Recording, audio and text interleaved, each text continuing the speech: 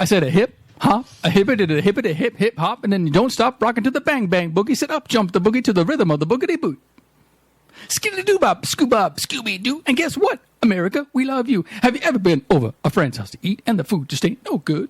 I mean, the macaroni soggy, the peas are moist, and the chicken tastes like wood. I want to warn you, you should all strap in because I'm about to share some feelings with you.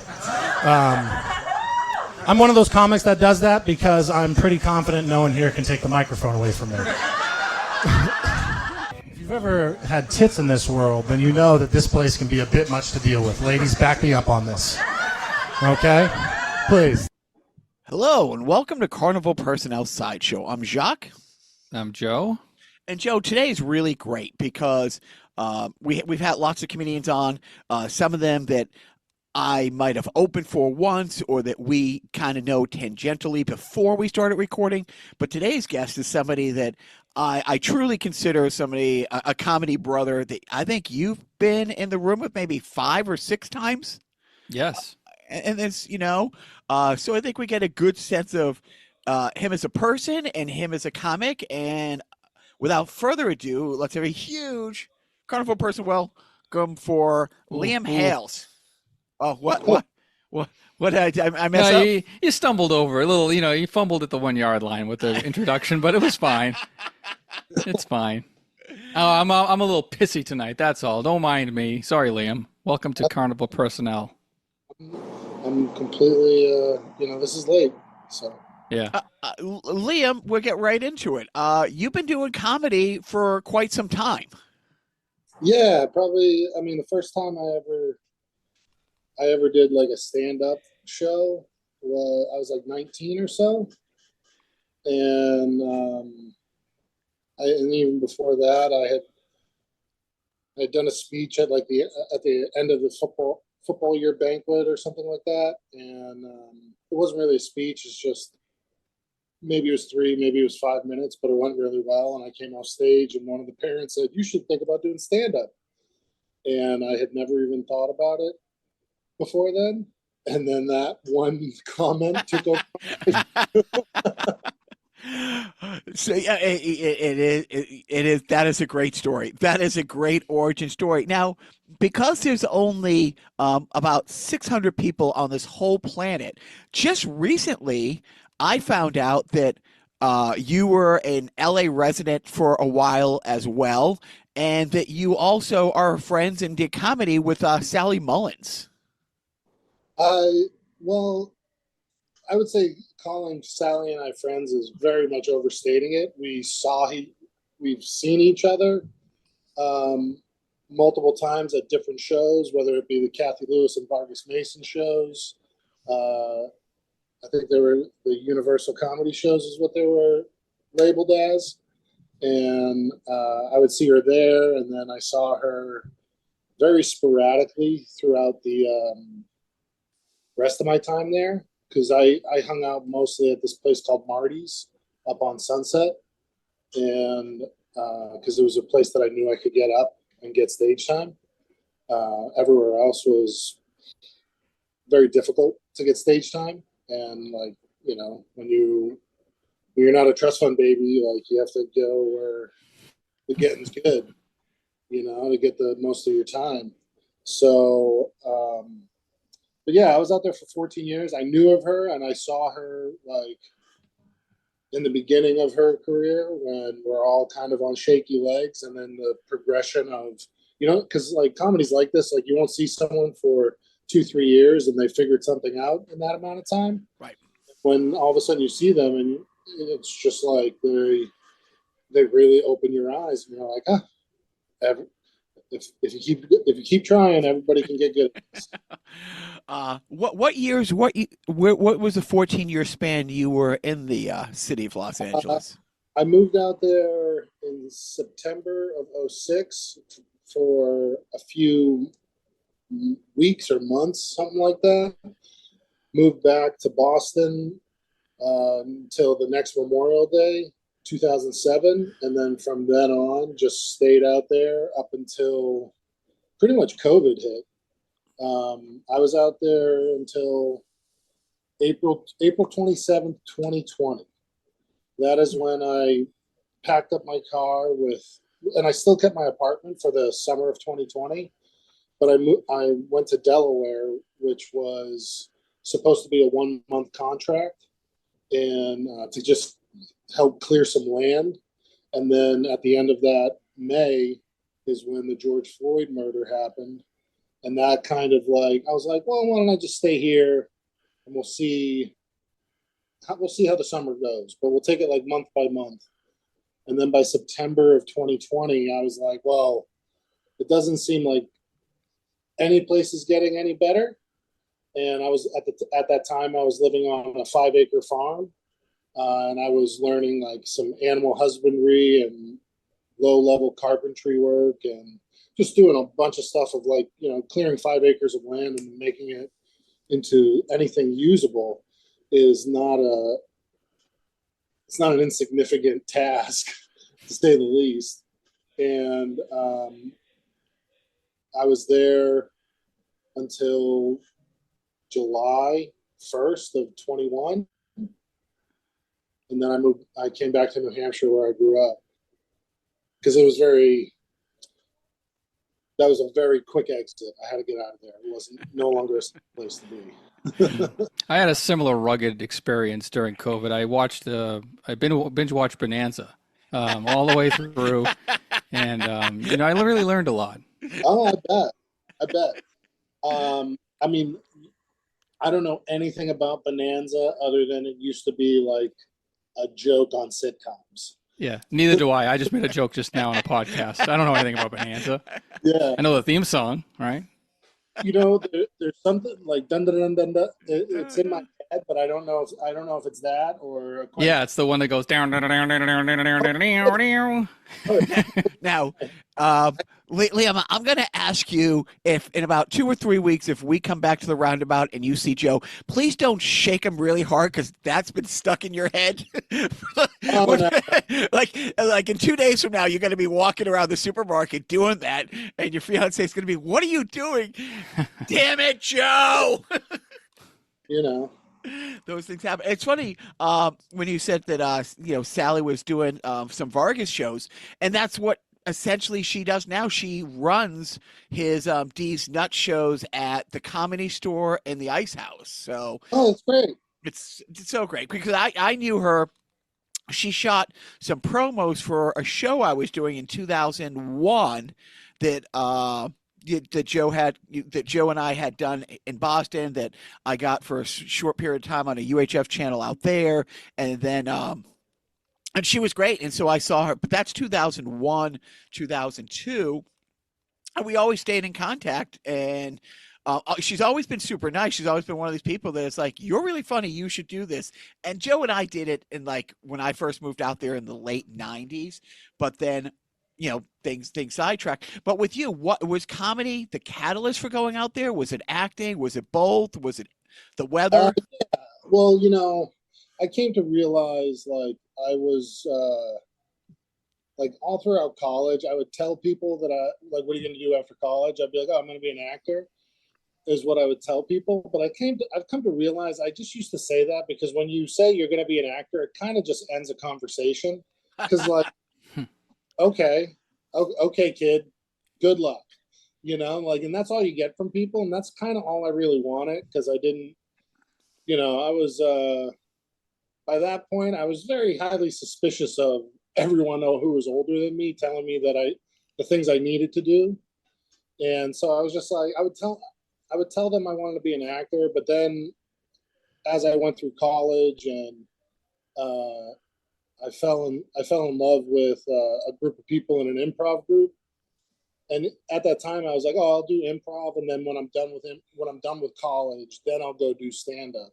It was always a lot of my life has always been, and then I'll go do, and then I'll go do, and then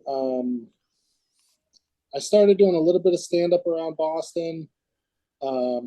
Mostly on school campus. I would, when I would go off campus, it would eventually make me kind of turtle up again, because when your first experience of comedy biting you in the ass is like not it's not a pleasant experience. It's not bad, is what you come to realize. It's really not bad. But the first time it happens, it's like, it's fun to watch. It's fun to watch someone go through like that inner circle of hell of like, what have I done with my life? And because, I want to touch on your size for a second. Because for the few people who might not know Liam, he's 6'6". Am I close? Yeah. And did you get extra work because that there's probably or is it one of those things that everybody goes out there who's a big guy who tries to do extra work and the casting rooms were just as busy? I moved out there with like just so much trauma and student debt that my life was spent just trying to keep my head above water. So I literally never did any extra work. The only work I ever did where I was in front of a camera was I did this thing called the Netflix Watch. It was an April Fool's joke or a video that they were doing, and it would be like the first person had a giant iPhone on their arm, and leading up on with an iPad on their arm, and they're all like. And I was tasked as the guy who looked over the stall, who looked over the urinal at a guy who had a big iPhone on his wrist because he was watching Netflix, and he and I had a moment where we like shook hands and we were like, "Yeah, everything's cool, man. Keep looking at it because it's Netflix." And that was super cool because I got paid for that. But that was the company I was working for, this place called Ignition at the time, was doing this was like going to be part of their sizzle reel or whatever for them. So they only used me because they were like, we need someone who's tall. We need someone that can reach over the top of a stall. What was that? We need someone that can reach over the top of a stall. Yeah, it was, and I did it in one take, so that was cool. And I could hear everyone outside of the bathroom, like all where the crew who was watching the monitors, they all burst into laughter when my eyebrows went up, and then when I went back, I was like, "Oh, we got it. Okay, good." And then of course they made me do another one, but I was like, "We had it." You guys just missed another 3 minutes for nothing. And so when you're out there that first time, did you have like a game plan, or was it just get the LA Weekly, see what's going on, and try to get as much stuff in as you could? To be honest, once I got out there, I probably had like a year or two of just working because I went out there. I went out to LA with like $1,000 in my pocket, and so like. I was just working a lot, and then eventually I just started going to open mics because I was like, you know what? I told everyone I want to be an actor, but I really don't want to be an actor. I want to do stand-up. That's what I want to do. I like comedy. And so I was like, okay, I'm going to start doing stand-up comedy. So I went to, there's this place, remember Sal's Comedy Hole? Yes. Okay, so that was on Melrose. And my ego was so fucking out of whack. I'm sorry is it okay if I swear? Please, yeah. Please do. Okay. So my ego was so crazy that when I was in that improv group back in college, I had the fortune to open a show in Blackman Auditorium, which is about an 1,100 seat theater. And we sold 1,000 of those seats. Wow. Because the other 100 of those seats were getting like renovated, so it was like considered a sellout. And I had a very nervous like motor mouth set, but all the places I was supposed to get laughs, I heard laughter in the crowd. So I came off stage thinking I was like, oh, I'm the greatest thing since sliced bread. And so when I went to Sal's Comedy Hole, when I first was going to get back into it, I looked inside and I counted, there were 13 people inside. And I went, I can't do a room full of 13 people. I went home. Oh, that's awesome. You know, I ate my feelings for a week. Eventually I was like, okay, no, like I'm like, you wussed out. So if you're going to go do this, like, we're going to commit. The way our schedule works is I could do Sal's Comedy Hole every Tuesday night because it was a $5 cover. Because I went, I came up at a time where you had to pay to get all of your stage time in LA, Right. unless you were on one of the bigger shows, which you're going to be paying. You're going to be paying for stage time for a long time in LA before you get there, unless you already got to connect in, or you can parachute in because you got high follower counts or any other ways people do it now. I just started doing it every Tuesday night, and it was like 4 weeks in. I was outside talking to a guy who was smoking a cigarette, and my name got pulled. So I just had to run up on stage, and it was like my time. And it was the first time that the voice that you guys have probably heard since, it was the first time that voice came out of me, where I just pushed it out, and I was still getting laughs, and I wasn't worried about it. And I was like, oh yeah, okay, so I have it in me. We're gonna keep doing this. And then I just cranked up the volume to very slowly of like, it went from Tuesday nights to Tuesdays and Thursday nights to pretty soon I was doing it 5 to 7 days a week, and like taking it off when I could. And then it was just like, I was like, you know what? Well, you got to get good at this if you want to sell it. Because there were at that time, it was also like, it was the beginning of what was it, Vine? Right. Yeah, so Vine stars had started to sell tickets in comedy clubs because they could fill a room. Yep. And so they started doing what a lot of young, inexperienced comics do, is they opened it. It's like you open a store, but you only have one shelf, and there's only one row of bag of chips on it. Yeah. And that's it. And then everyone else is like, this is a legitimate business that I'm going to give my. Yeah. So Yeah. I looked at it as like, okay, I'm just stocking shelves right now. I'm going to work on as much material as I can. I'm going to start, and I would write in my apartment by myself, both stand up and screenplays or TV scripts, and which I've sold none. And I was just like, I just kept doing that and working very menial jobs, like doing deliveries for print advertising companies. And I eventually, because you know how a lot of times when you get a job, you have to like push, strive, and say that I'm gonna move up the ladder in this company. And it was just like, I was delivering mock-ups of like movie posters. I was going to get the catered lunches, which I set up and cleaned. So all of the leftovers came with me. So because everything, like when you're poor in LA, it's all about like, how do I survive? How do I just keep afloat? Yeah. We'll worry about like, and a lot of times in LA, like you got to meet people. So like, I'm just gonna keep my thing afloat. Maybe a yacht will come by and help me out sometime. But as long as I keep mine afloat and I can make my raft a little bit bigger, a little bit more, bougie for myself, I'm gonna try to do that. That's what I'm gonna try to do, and that's like all I did. And so I never.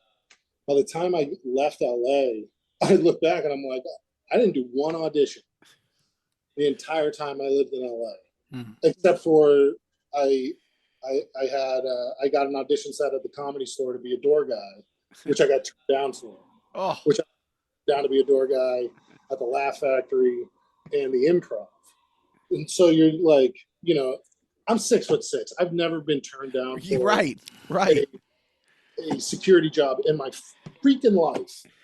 So to be told, and like the Comedy Store, I didn't know was an audition interview. I was told I'm coming in for an interview, and when I got there, they're like, "Okay, going up on stage. Let's see what you can do." And I was like, "Oh shit!" So I went up for 3 minutes and I had like a decent, I got laughs. But I also left time on the table because I was just like, I wasn't expecting this, and I've only done 2 minutes and 30 seconds, and I should do 3 minutes, but I'm just gonna give my time back to the room. Have a good night, everyone. And when I came off stage, I shook Adam Egan's hand. He was, thanks for coming down, and I was like, okay, cool. Well, didn't get that one. I didn't know you had to audition for that. I want to go back for a sec because I didn't know about the $5, cover fees to do stand up till I was in LA last summer. And I had a different take on it because, I usually go out to LA for a month or two every year. And this is the first time, last summer was the first time I was doing comedy. And they're all over the place. Like and one day I started on one side of the hill, wound up on the other. I did like 8 or 9 mics. And what I liked about it is they cap it to like 9 people an hour. Okay. They can go up. They ask everybody to stay in the room for the whole hour. So if you're going up first and there's 8, 9 comics in the room and the host and maybe a couple friends, that when the 9th person goes up, there's still 12, 13 people in the room. Yeah. And we're here when I started to do the open mics. I was nervous. I didn't know anybody. I wasn't in one of these cool cliques, and I would show up to a mic and I'd be there early. I'd sign up. I'd be 3rd or 4th. And because I like seeing comedy and I thought, oh, it's a supportive thing, I would stay till the last person went. And then I started to realize, well, the 5th person was out the exit by the time they handed by the time the host came up and said, oh, let's have a big, hand for, Liam. Liam's already halfway, out the parking lot. Well, I mean, I've done a lot of that. And I've also had, like, I had a room, it was an open mic with 25 people in the room. It was at this place, Marty's, that I said earlier. And open mics are very transient because, like, when you're living in the hustle culture of LA, you might be between jobs that you have an hour for a mic, so you're going to stop in, and if you got up 5th, you're like, oh, if I leave now, I can go to Quiznos before I got to start my next gig. Right. People are going to do that. So it's never, as a comedian, you're not supposed, like, you can't take the room, like, you can't take offense to that. Because in that room, 25 people, when they said, and next coming up is Liam Hales, Marty brought me on stage. And Marty is a very nice old gentleman, great comedian. And he was like, oh, this is great. I can go smoke a cigarette now, because he would always smoke a cigarette because I was there so much. He didn't want to listen to my act again. Right. So he would go smoke a cigarette. And literally, when he said, and next is Liam Hales, all 25 people just like left the room. And it was like, some of them went out on the smoke pad. Some of them went, because there were people that were lit. There were like 3 bedrooms that used to be offices, because it was like an old office space that people had converted to bedrooms. So those 3 bedrooms filtered some people that way. And then some people just went. And it had nothing to do with, like, I knew all the people, and like I got along with pretty much everyone. Right. So I was like, and Marty goes, oh, I was going to go smoke a cigarette. I was like, you know what? Go smoke a cigarette and let me figure out what it is I'm doing with my life that I'm still going to do comedy in a room full of no one. Right. Well, the thing is, what ends up happening is I start doing my stuff. And if you're doing good work, people hear it and they stop and they come in. That's the point of a bar show. The point of the bar show is not to, it's not really to be funny. It's to stop the bar.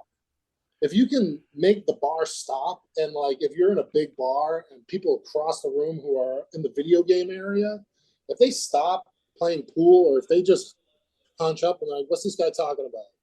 That's a win. It doesn't even huge win. Yeah, huge win. It's funny. It's just like, I've stopped this room because people hear me speaking and I'm interested. Okay. That's a win. That's like, these are the building blocks you want, because eventually, because once you got people rolling, it's comedy is real easy and people are very forgiving.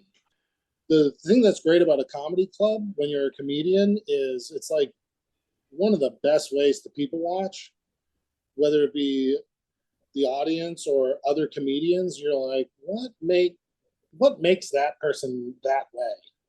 Right. You know, like, and then as you find out more about people, you're like, oh, okay, that makes sense. It's when did you segue into hosting?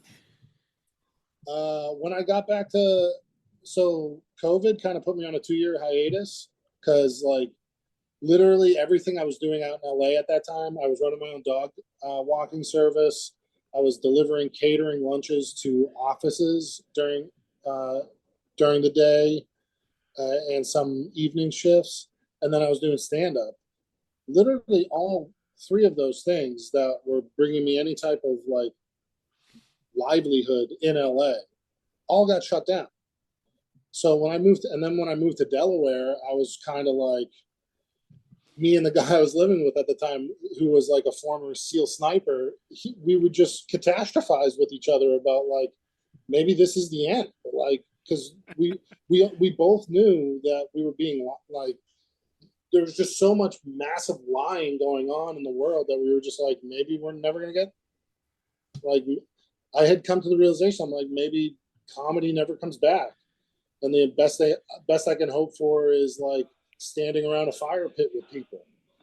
Okay, I'll just have to deal with that. I've been to Delaware, and I don't know how you could tell when things shut down in Delaware for COVID. Like, it's kind of like, is this just Delaware? And by the way, I know that this is where comedy comes to die, right? Or is this like, you know?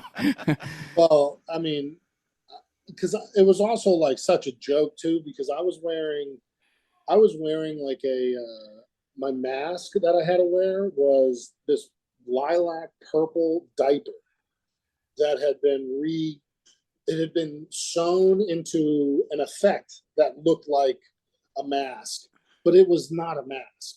I was literally wearing a diaper.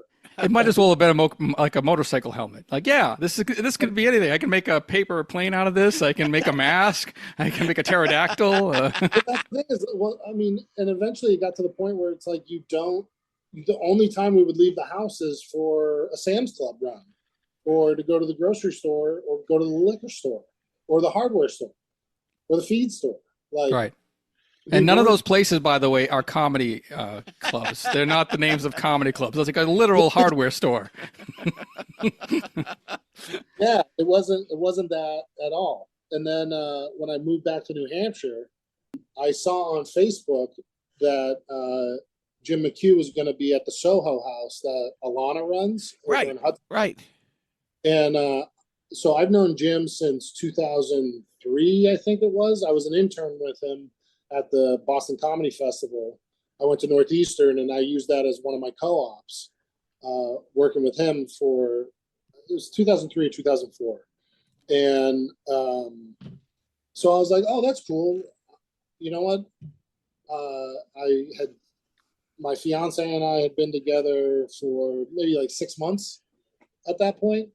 And I was like, hey, let's go do this, because I know this guy and he is funny. And worst case scenario, we're going to get a nice Asian fusion meal. And she was like, okay, great. So we went, we had a good time. And, Jim does a lot of crowd work. And I was I'm a particularly hungry boy at times. And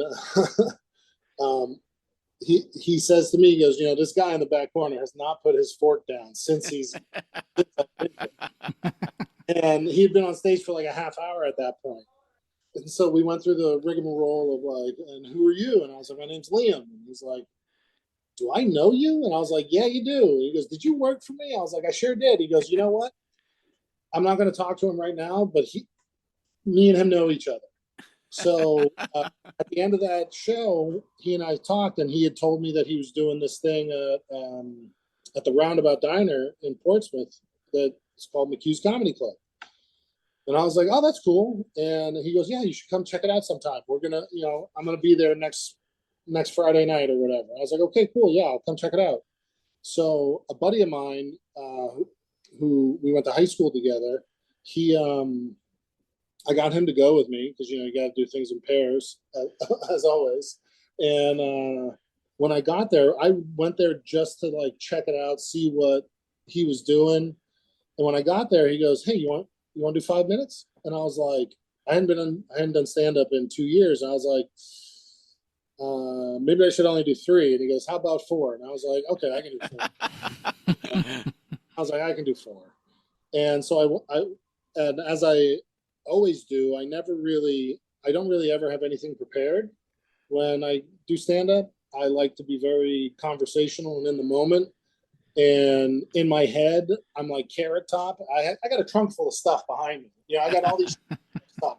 So I can go, "Hey, you want this? Hey, you want this? Hey, you want this?" Like that's how I kind of like doing my comedy. And But you don't just hold up like nothing in your hand. It's like, "Hey, you want to see a toilet seat with a phone attached to it?" Well, just imagine what I'm holding has the toilet seat with a phone attached to it, and there's like a punchline, and I don't know, you work it out. Here's a pencil. You work it out. Here's something I've never used. You're right. Yeah, you hold up the pen. Yeah. So I went up and I had a decent, again, like the first time one of the first times I've done stand up, I did a decent, I got laughs, but I was a motor mouth, which I tend to do when I get nervous. And I came off stage and he goes, "Oh, that was great. Do you want to host here from now on?" And I was like, "Yeah." And so It's that easy. All that time in LA struggling, and then honestly, this. I can remember being out in LA, lying down on my couch in my like shoebox of an apartment, and just thinking to myself, like, I wonder if I wasn't in LA, if I would be actually doing business with comedy. Because I knew by that point, I'm like, I got some pretty good chops. And, you know, I believe I can follow anybody on planet Earth. I believe that. And so I was like, okay, if I went back to Boston, would I be able to get work? And I was like, no one does that. You know, this is the spot. This is, you know, it was still the whole culture was very Hollywood centric or New York centric. And you just picked your poison of, like, to me, LA was a better living quality of living at the time I was there, with, you know, being an indentured servant to Sally Mae, which comes up a lot of my life. It's like, no, LA is a better quality of life than if I was living, because if I was living in New York, just the bathroom alone I would be able to afford would, like, you know, I might as well just pee in the streets, because that's the only place I'm gonna get knee room to close the door. Right. You know, so it was just like, that was the decision I made, and I was like, okay. Oh, sorry, I got sidetracked as I started thinking about peeing behind a dumpster right there. No, but that's such an amazing thing. You can struggle, And that's where you met Tony V, by the That's way. where You went smoking a cigar. He was by a dumpster. You're peeing, and then say, "Hey, you want to open for me?" I see what you're doing there, kid. I like it. But that's such a great story about you. You know, you just run across, you know, Jim, and then like a week later, you're hosting the show, and now it's been your thing for a long time. And those shows, and I'm completely biased, but those shows are so fun. The ones up at the Roundabout. As a whole, you know, I love doing the Smitty. Smitties are super fun. I love the Smitty shows, but the Roundabout, it's great. I'm lazy, and I like the fact that it's right off the highway. Like, literally, you go from the highway to the parking lot. The hardest part is passing the pie counter without getting 2 pieces of pie, because I'm a fat fuck. Because, like, the thing that's great about the Roundabout is there's nothing to look at. The way that the room is situated and how we also, like, focus attention, there's nothing to look at but the comedy. Like, it's a very bare backdrop, and there's no windows, and it's a function room. It's just a room, and everywhere you look, it's like you there's nothing to, there's, if there were windows in there, it would be a hard room because people, their eyes are going to go outside. But when there's nothing else to look at, you can help, because some of the comedy is like a hypnotic event Right. that's happening. And so when you take away distraction from people, it gets easier to focus them, really. And that's what you want. And, you know, those rooms are great, whether it's 20 people, we can set it up so that it's a really fun night. And obviously when it's 90 people or 100 people, which we've had a couple times, those rooms are just so incredibly easy to have fun in that, you know, it's a great room.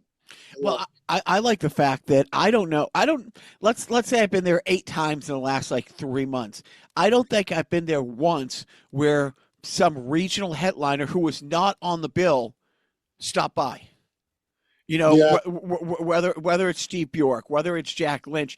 And so you have a pretty good show. And then there's somebody who might have had a gig on the other side of Portsmouth or something. But again, because of where it's located, because it's so easy to get to, there's been so many people like, yeah, I'm just going to poke my head in and see what's going on. And it's really kind of fun to see, oh, this is a really good lineup. And then who else is just happening to, swing by? There's so many people that I've started to notice a lot of comics, because I'm also very generous with trying to get people on stage. Ridiculous. I'm going to sidebar. Ridiculously generous. I have gone up there. I've gone up there with Joe to see somebody I like, and I will tell Mr. Hale, no, I'm just here to watch a show. I want to see this. Yeah, you're going to go through 5 minutes. I'll put you on first, and it is so ridiculous. And I cannot say because as a guy who hasn't been doing this for a long time, the fact that you've done that so much, and the fact that you've been like, hey, you want to host, which is a different muscle altogether. And then to say, hey, this was really good, but don't introduce somebody saying they're really funny. Of course they're really funny. They're a comic. So think about this. So I wanted to sidebar just for a second to point out that you are ridiculously generous with giving time. Thank you. I wasn't even looking for that compliment, but I really appreciate that. But yes, it's because I know how hard it is to get on stage. And the thing is, like, I myself will put up obstacles that aren't there for myself. And there's this one guy, I won't use his name. He's a very nice guy. I met him at the bar during one of the shows when the headliner was on. And he just started asking questions about like how long we've been doing this, yada, yada, yada. And then he just subtly drops, he goes, yeah, I used to be a bartender at the Comedy Store out in LA. I was like, oh, no shit. When? And he and I started talking about Kathy Lewis, Sally Mullins, and Vargas Mason. And he goes, yeah, I know all those people. He's like, that was my time there. And I was like, oh, I'm like, you probably served me a drink and I never knew you, because I don't look at servers' faces a lot of times. And he goes, yeah, very well. And he goes, oh, I didn't even know. He's like, so you do this every week? I was like, yeah, we do this every week. He goes, oh, that's so great. He goes, I'm living up in Rochester. Maybe I'll come back sometime. I was like, okay, cool.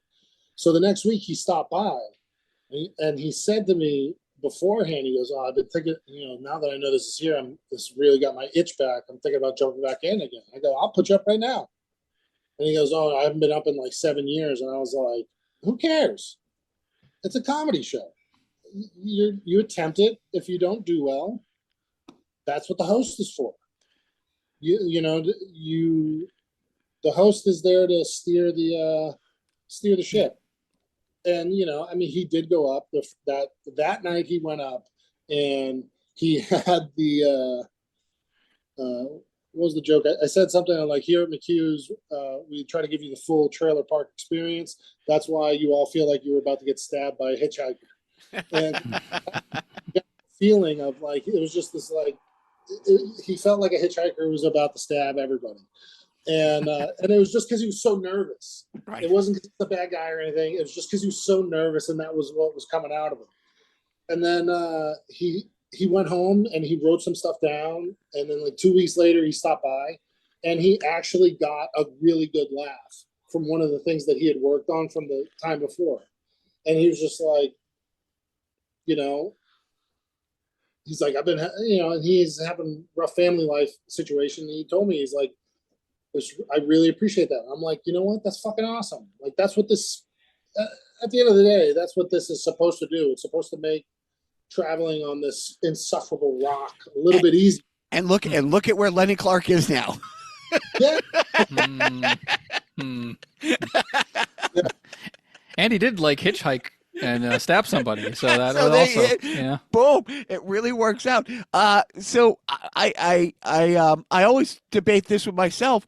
Do you like hosting or performing more? Because it's in the same family, but they're two different muscles. Hosting is it's a job that I'll do because I'm getting paid for it. But if I had to choose, I would much rather just do sets, because it's two different muscles, but it's also two different game plans. When I'm doing a set, it's everything gets tossed. There's no game plan. There's no governor on any of my language. I'm here to try to rip it. Like, that's what I want to do. I want to rip my set apart.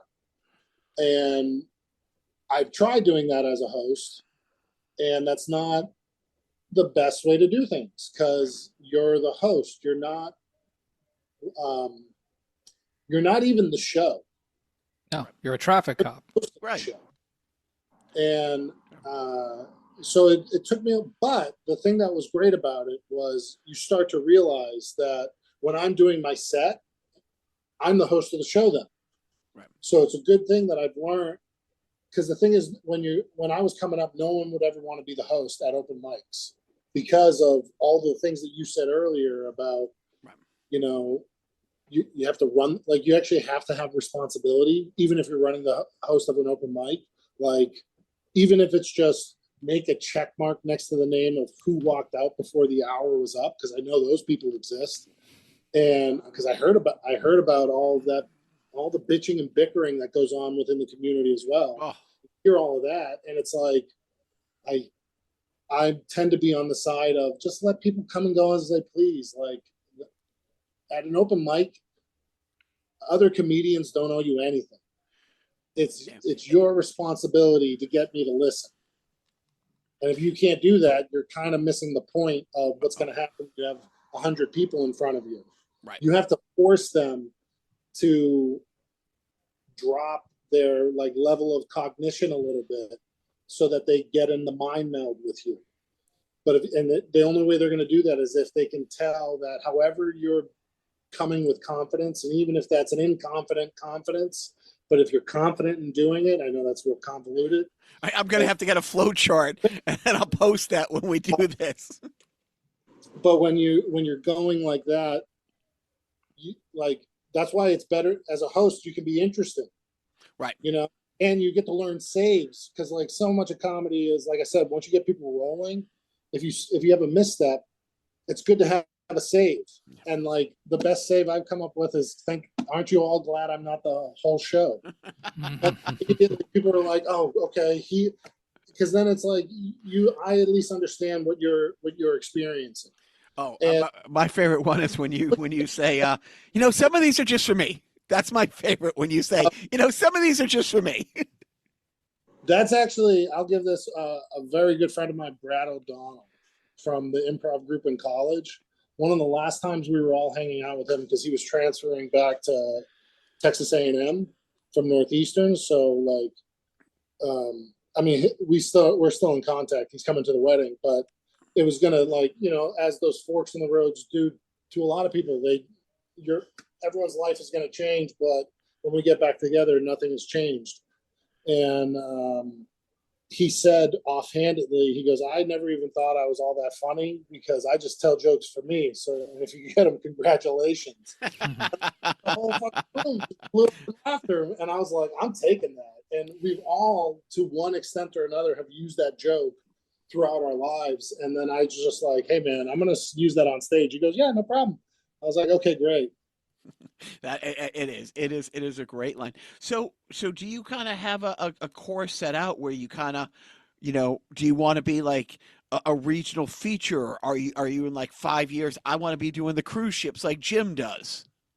Oh, I don't know if I could do the cruise ships. I don't think I have a clean enough act to do that. Um, I would love to be a regional headliner because I actually even though I'm hosting, I kind of already feel like I'm I'm at the feature level because I've done it enough, and I've even headlined a few shows, which is like with, with some of those shows is it because like it's so weird because you don't know what a lot of times you don't know unless you're running the show, you don't know how much time you're doing. Right. So like, you know, I went up to Maine one time and they're like, okay, you're going to headline and we need you to do 25 minutes. And I was like, in the headliner spot, 25 minutes. Okay. But that's what the show needed that night. Right. Okay, that's cool. And then there's been other shows where they're like, we need you to do 50. And when up at 50, it's like, okay, I'll do it. But that's kind of putting me at the very edge of my limit of actual hard material that I have. Yeah. And the thing is, I can so easily burn by playing hopscotch with my material. I can easily turn 45 minutes of material into 5 minutes just by playing hopscotch and just doing a scatterbrained. And that's happened to me on many occasions. So, Well, that's a yeah, great thing about being able to be put into different spots because that's when I mean, if you're thinking you're doing like 10, 15 and all of a sudden you got to do 20, 25 and to be able to have that kind of range, that's a great skill set that a lot of people who, oh, no, I can do 12 to 15, but I couldn't possibly do that. But to have the confidence to do that extra because you never do a 25-minute set until you do a 25-minute set. yeah, that's the other thing is, so at that place, Marty's, what would wind up happening is, there's ebbs and flow to any business. And it would be uh, like four of us there for the night. And Marty really liked me. So Marty would go have a cigarette smoke, but he would stay on a cigarette smoke for the first time I ever did 35 minutes in front of three people. But I was doing work for 35 minutes. And I was like, oh, I can do this. Yeah. Because like you do get, or at least I get into my head about like, oh, that's a lot of time. But there's also like, there are tricks, Right. there's slow down. When you go off on a tangent, go as far as you can go because people start to pick up that like this guy is writing as he's talking to us right now. Right. That's really fun when people get on board. Actually, it's very, very fun. And once you realize that like a joke not going over well doesn't affect me at all. You just keep going. What's up? What else is in the trunk? Who are the people that when you like, Jim's a crowd work guy and Carrot Top is a prop guy. Give me some of the comics that you're like, yeah, I'm kind of in this bucket, but kind of in this bucket. Where do you see yourself? If for somebody who hasn't seen your style of comedy, where would you kind of throw yourself in? Like the storyteller, the joke teller, the Um, I kind of not for my political nature of it, but style wise, Lewis Black, I think I have a little bit of because he'll lead you down a road and you think it's a story, but it's actually a joke. right. Um, and because I'm definitely not a one-liner. I know that. That's a hard question. You know, You know, it is a hard question, and somebody were asked me recently, which is why I like to ask people that, because it's like maybe their answer will help me figure out what my answer is, because I don't have an answer.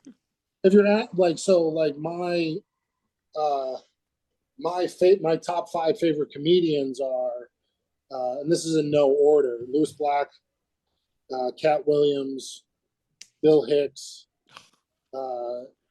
George Carlin, and probably Dave Chappelle. Those are all 5 guys who like have some sort of a chip on their shoulder about something. I'm not kidding. Like they come to the stage with like something that's like like a grievance or some sort of thing, something they're indignant about, or some sort of it. But and they're also like all intense. Like all those guys have an intensity to them, and that's when I've seen you do your act, you have like this bit of like this edge and intensity. You're not like a laid back kind of guy. Yeah. Yes, I have a rage in me. Yes, seething rage. Well, and it's a little scary because we always come in and go out on a bit for a comic, so I'll have you send me something. So I don't want to give, but I don't like giving a comic thing away. But in your most recent thing, you kind of snap a little bit, and you're like, "Tell me I'm funny," and I'm like, I'm pretty sure he's joking, but just in case he's not, I'm going to start inching back towards the room, and he's going to have to get over those old ladies in a wheelchair to get to me because. So, I wish I could remember her name. She was a comedian out in LA.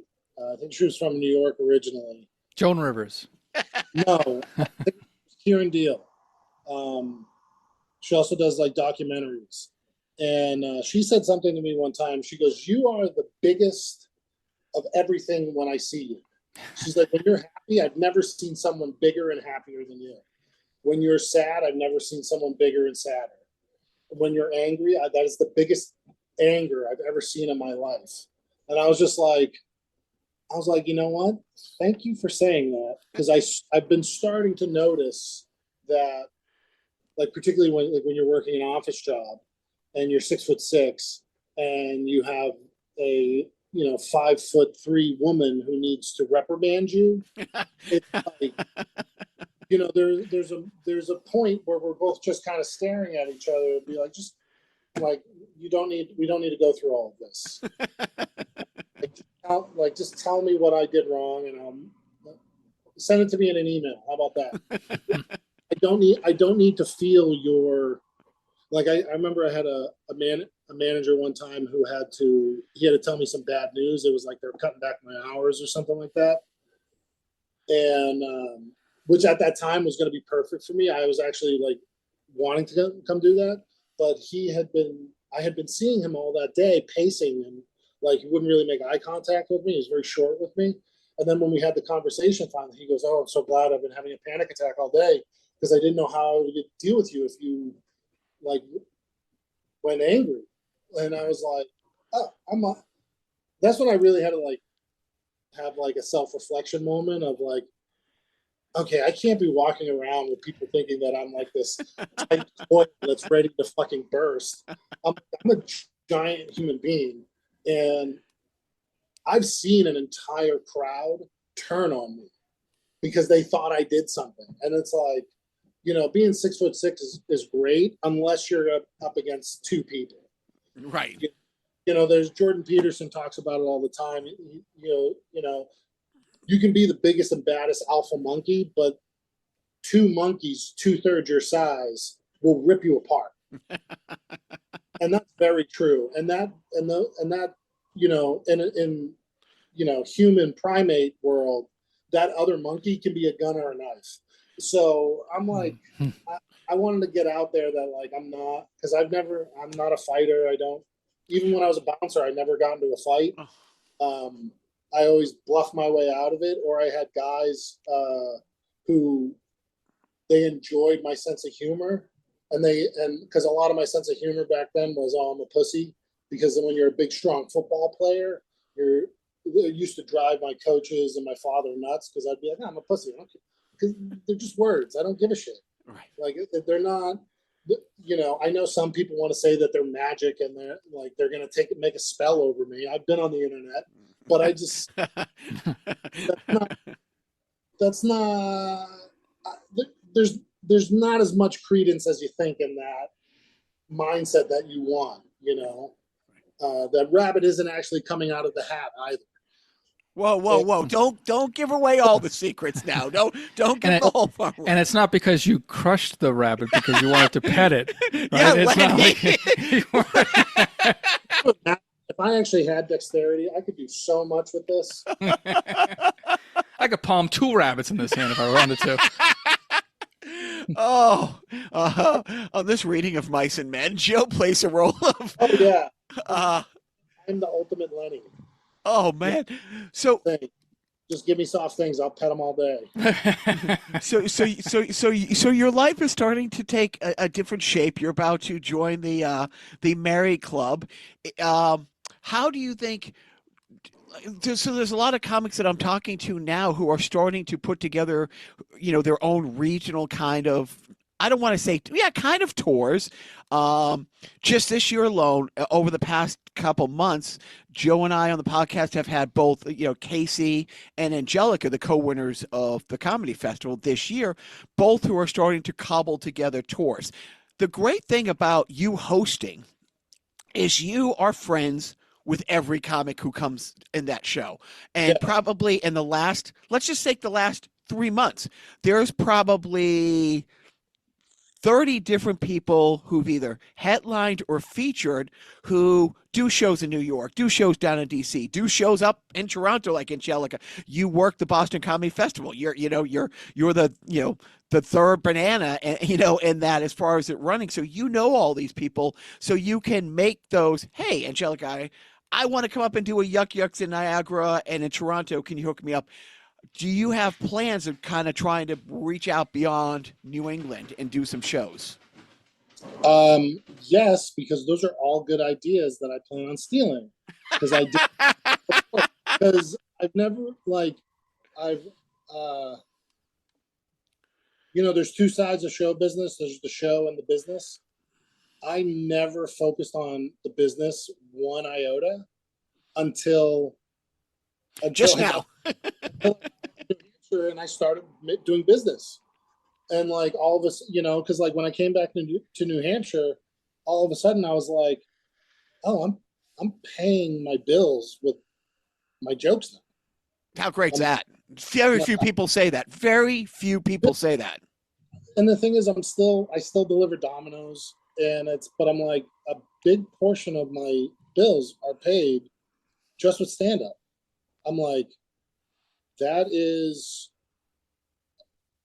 a springboard, like, and that's how I'm looking at it. So like, there has been the wedding in the best possible way has been kind of this all-consuming gravitational force, you know, or tractor beam. I can feel the bottleneck coming of it, and that's called suffocation, by the way. That's marriage. Welcome to it. Buckle the air up. is thin up here. And yeah, so I right now it's like we're just prepping for the wedding, and then after the wedding, I'm, you know, as I've always done through my life, you know, after this I'll do that. But yeah, because I've been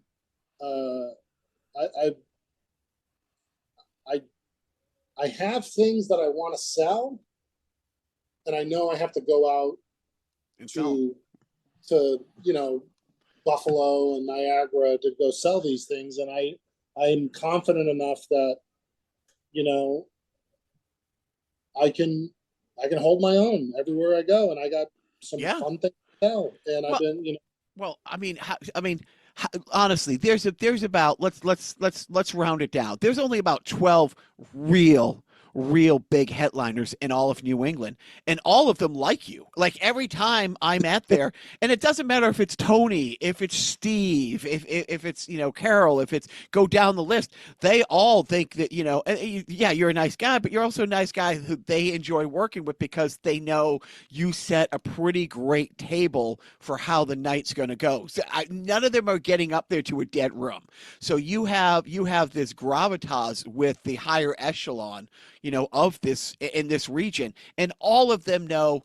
Hey, I have a buddy who runs a place in Rochester. I have a buddy who has this place out in Poughkeepsie. I have this, so I mean that you can definitely if your schedule allows to kind of spread those wings and go because you have the talent and you have the contacts. It's just can you make the schedule at work? Well, I take that as a very high compliment because that's kind of there's because so much of just life in general. If you have a goal, a lot of it is okay. You got to go put your head down and work, and you don't know how good you're doing at comedy until like a couple of years go by, and then you look back and you're like, "Oh, look how far I've actually come." I made Tony V laugh one time, and when I came off, he gave me a fist bump, and like normally Tony's like the most stoic character you've ever seen in a comedy club when he's on his poker phone, and he's just playing poker and just like listening to you with one ear, but he's still listening to you. And so like I never got the idea that I was getting to him until I think it was a couple months ago that I heard him laugh. And when I came, he gave me a fist bump, and I was like, "Oh, Tony V thinks I'm funny." In my opinion, he's like top 5 living comedians right now. I think the list of people who have him on their top 5, we're not in a small club. I know he's in Joe's top 5. I know he's in Bill Burr's top 5. I know he's in Bob Galway top 5. Joe, I'm going to let you finish the thoughts on our half. Oh my God, what a mistake you just made. Liam, thanks so much for coming by on our podcast. It's great always seeing you in person. You're less intimidating on Zoom, so that's cool. I feel like I can, really, get to know you better on this podcast format. But do you have like some way of like having people get in contact with you like on the socials, or like how are you on the social media landscape? I'm on Instagram. I'm on Twitter it's my name, New Hampshire. It's Liam Hales NH on Instagram and Liam Hales on Twitter. I do have a comedy album out that's called Please Forgive Me. I tried to come up with a crowdfunding campaign when they were the in vogue at the time, and it's called Please Forgive Me because I was just trying my damnedest to get out of student loan debt, which failed spectacularly. Still paying off that slut right now, and it's I think it's on Google Play and iTunes and Amazon Music. I think $10,000 a download is a little high, though. Maybe if you bring down the price. I know you want to get out of the debt, but true. But I actually think it's only $3. Oh, okay. All right. Okay, bring it up. Anything about business. And but I do want to say this because I saw your things.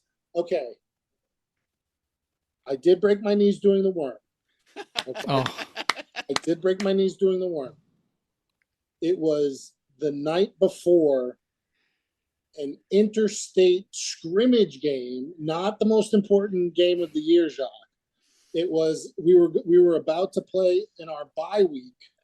We were going to play Haverhill, Massachusetts team, who also had a corresponding bye week because our coaches were sadists.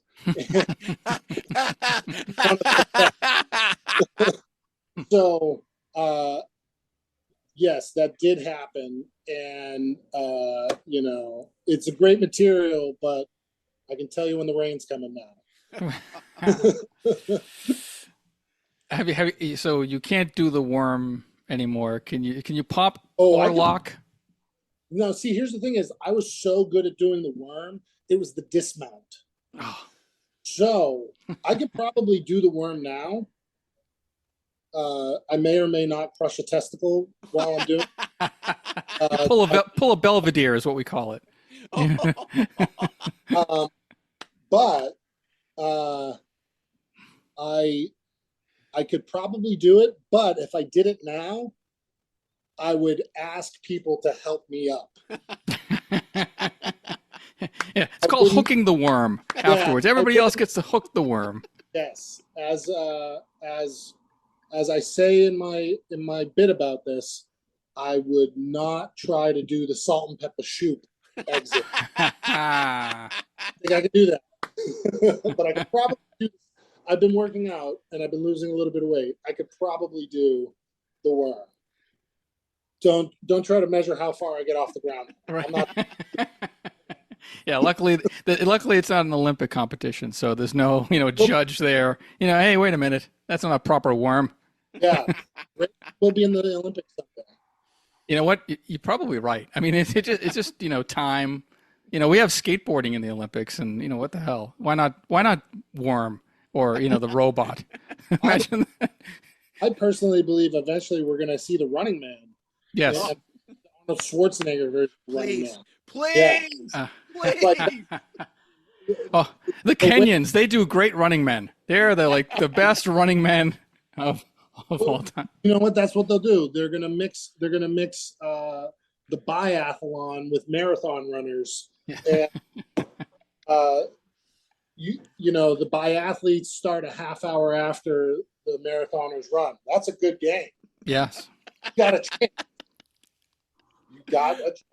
Yes. Just make sure that they have weapons that only shoot like 100 yards at a time or something. like a Nerf gun, like something. Blood cells. Oh man. Well, on that. So much. This was a lot of fun. Yeah. All right. Well, thank you thank you so much for doing the podcast with us, Jacques. I don't know how we got him to stop talking, but we did. I think that's the only way to get him to stop talking is to say, we got to end the podcast. So if you see him in person and he's been talking for 30 minutes straight, you'll be like, you know what, dude, we got to end the podcast. And so you got to wrap it up and then silence. And then you're on the hook to, make this thing pop and lock. So anyway, Jacques, Liam, don't forget. I took out 6 figures worth of debt for a degree in a dead industry. And I say journalism is dead, not dying, because that's how I feel inside when I read the news these days. And I didn't do it for a master's degree, and I'm not a doctor, although ladies, I can play one with you. After all, I know the equipment. You're going to get a thorough checkup. Talk to me after the show. No, I did this all for a bachelor's of science. If anyone was wondering what $150,000 of BS looks like, here you go.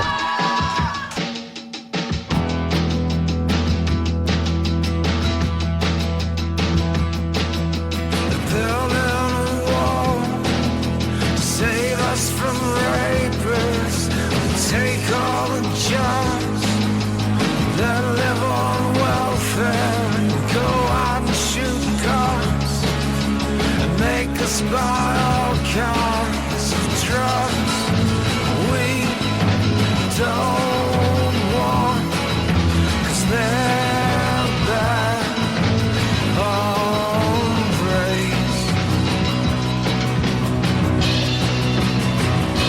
But if you look at the odds, you'll probably get raped by some frat boy with snobs.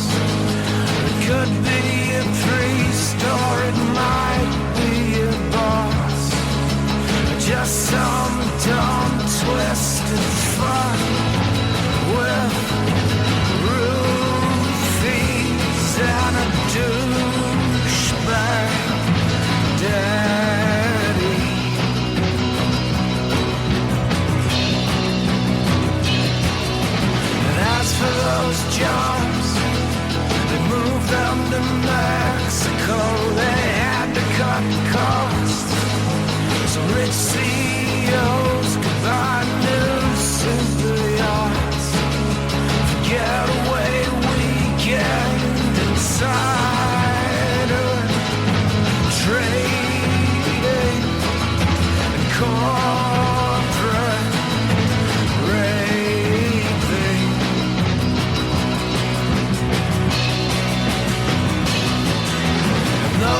companies like GM and Chevron. They're all welfare queens, taking government handouts and huge subsidies. And unlike those wetbacks, they don't pay taxes, 'cause they bought Congress.